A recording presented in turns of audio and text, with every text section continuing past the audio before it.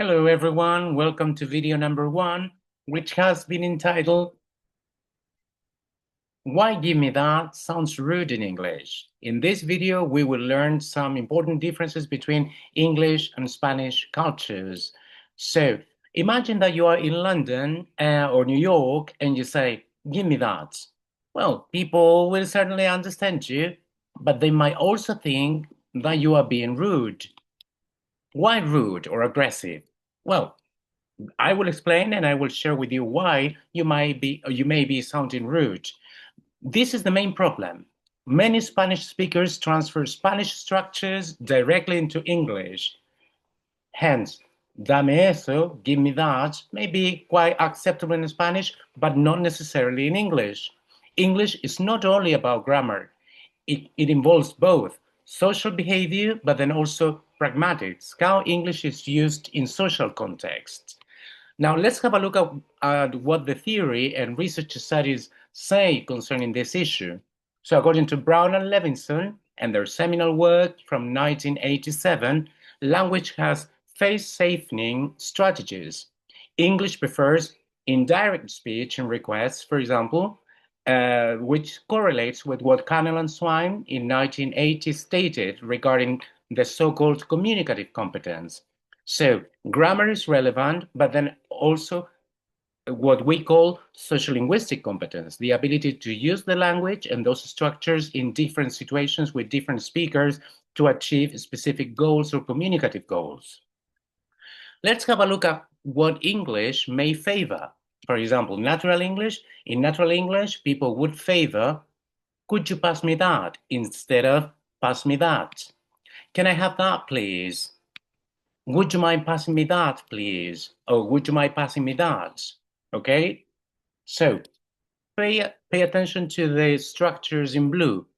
Could you? Can I have? Would you mind passing me? These are all examples of what we call softeners. Could, would, please, and then of course indirect structures such as would you mind passing me that instead of pass me that. By doing this, you will sound more formal and educated. Why this happens? Why do we encounter this issue? Well, Spanish allows direct imperative forms and you may change the way you say it. For example, pásame eso. Then you expand your discourse, okay, to sound more educated. However, in English, we are facing a different culture. We favor other structures such as could you, can I have, would you mind passing me that? Imperatives will be imperatives in English. However, in Spanish, you may soften the way you use those imperatives to achieve communicative purposes. You should then pay attention to 3 important variables. Social distance management is very important in English. Hi, how are you? 2 meters away.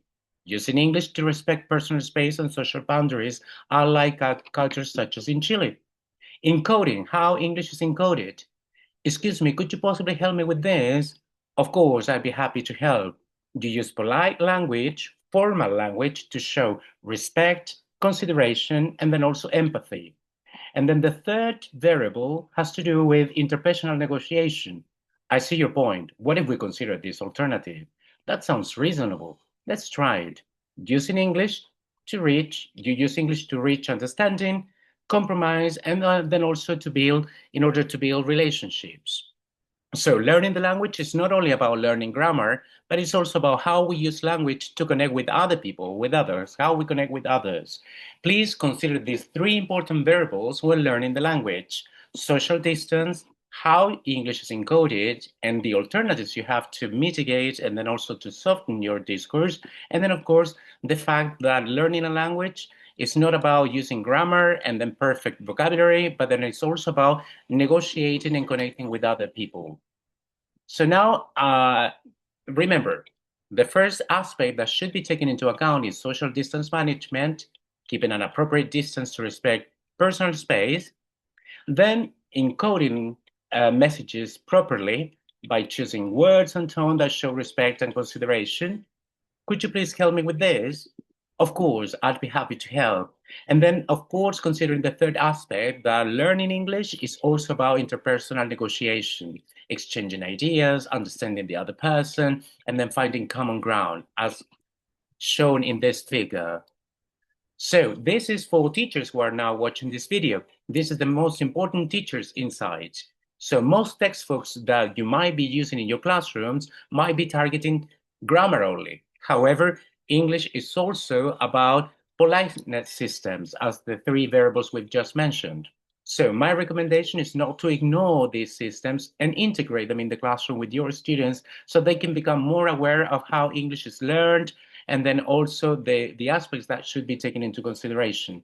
Okay, social distance, also how English is encoded, and about the fact that English is learned not only to communicate messages, but also to build relationships, which is the third aspect that should be considered.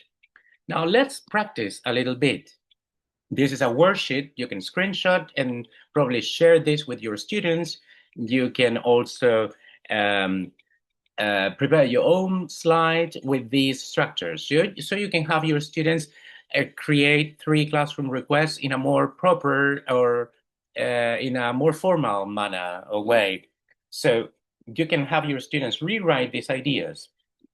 Give me that, give me your pen, give me your phone, give me help. You can pause the video as you are practicing now. Give me that. Remember, you've got can I, could you, would you mind?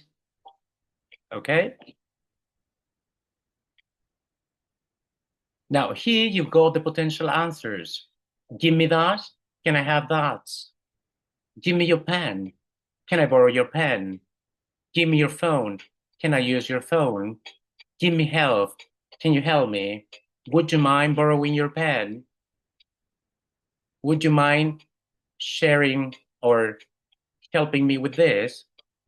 So if you've liked this video, please subscribe to my channel, in which we'll be discussing more aspects related to language teaching and learning. And be ready, because we'll be joining, and I will invite everybody to join the upcoming live discussion sessions, in which we'll be sharing ideas. We'll be hearing from people who've been abroad and facing these variables in real context, and we'll be sharing tips and ideas to improve your teaching and learning. Thank you very much, and see you soon. Bye.